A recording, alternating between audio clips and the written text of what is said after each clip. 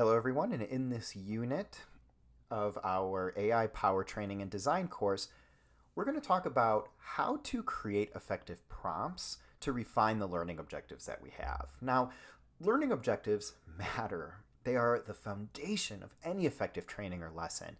They guide our content, support accessibility, and keep learners engaged. Hopefully, right? That's eventually the goal. How do we get from what we want to teach to the objectives and letting people know what our intentions are, and then leading to our final training components and materials?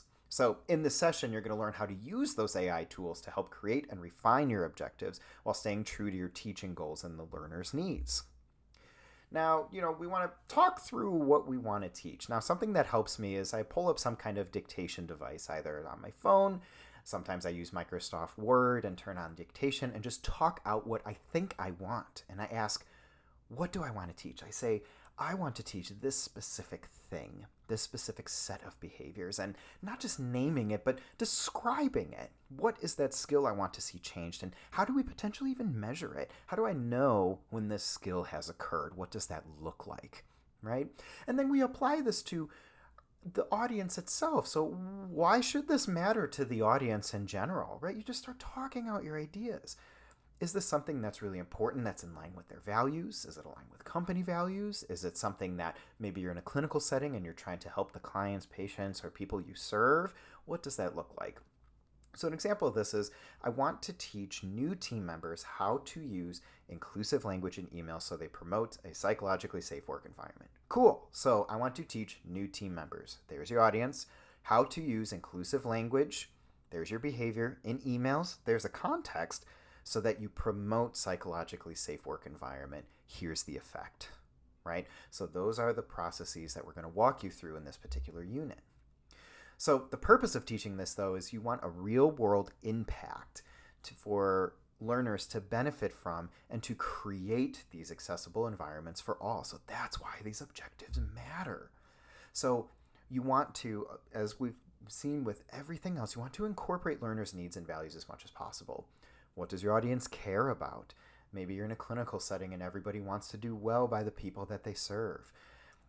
How are you going to incorporate cultural, professional, personal values in showing up and learning?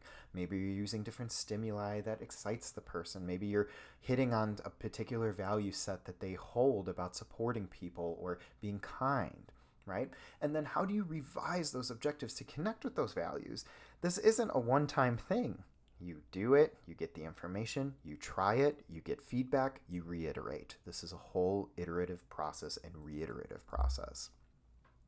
So ask AI to help generate these objectives then. So you are an expert in a particular topic area. Give me design-specific measurable learning objectives for a lesson that teaches this goal. And you know what I do? I actually take the things that I got from dictation and throw it in my prompt to help the prompt better understand. Now, you might have a lot of back and forth, and you'll go through this with some of the assignments that you have, but this is something that could be very powerful for you to actually learn these particular skills. So maybe an example you start off with, you're an expert in accessible communication. Help me design learning objectives for a session on inclusive email writing.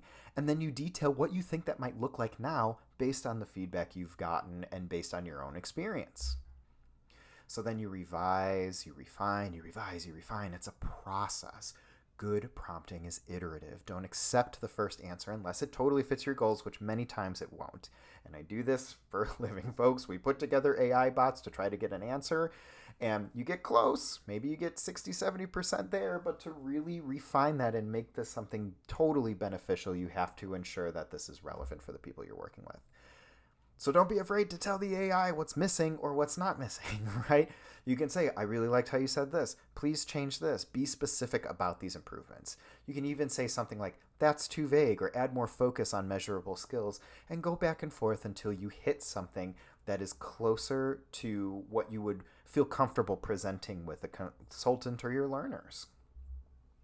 So then use your community for feedback then. So after you get some kind of back and forth, you share those AI-generated objects with your learners, peers, accessibility advocates, consults, and who else, right?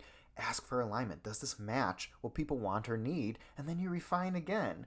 So the reason why we're doing this with our learning objectives at the front end is to ensure that what we're trying to teach and spend time on creating trainings for is actually going to be relevant for the people that we're trying to work with. So your general prompt structure, you want to identify the expertise, you want to define the audience, and you want to clarify the goal as much as possible. And I also like to put on the effect of what that goal is. Not just, this is what I hope to achieve, you put the why on there for real world applications, right? This is what this goal should be doing within the environment that you're trying to teach in. So some final tips here. So be specific about your goals. Reframe and revise until it feels right and it's verified as being more correct or more responsive based on the feedback you've given. Include your learners' values. Always make space for that feedback and community insights. And practice. It's not going to be good the first time. It's not going to be perfect the first time or the first 100 times. Like any other behavior, like learning things, like learning a new skill, learning a language, you have to practice these things over and over and over again with a lot of community feedback to be able to do this. So in the coming modules, I want you to think about how do you incorporate other folks in here, and in the next couple assignments that you have for this particular unit, really think about that. How are you going to refine your goals?